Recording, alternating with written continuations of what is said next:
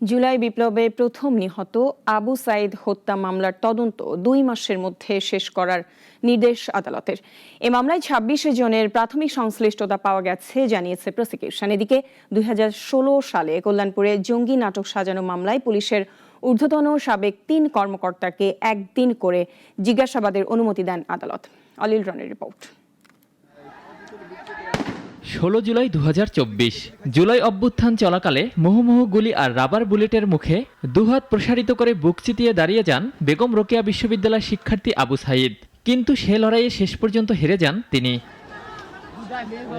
মানবতা বিরোধী সে ঘটনায় বুধবার সকালে নির্ধারিত তারিখ অনুযায়ী ট্রাইব্যুনালে হাজির করা হয় গ্রেপ্তার থাকা ৪ আসামিকে।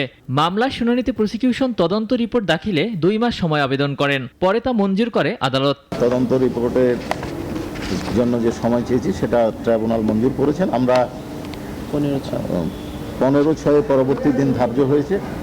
২৬ জনের বিরুদ্ধে প্রাথমিকভাবে এখন পর্যন্ত আমরা অভিযোগ পেয়েছি। আমাদের তদন্ত প্রায় শেষ পর্যায়ে। আশা করছি আমরা পরবর্তী ধার্য তারিখে রিপোর্টটা দাখিল করতে পারব।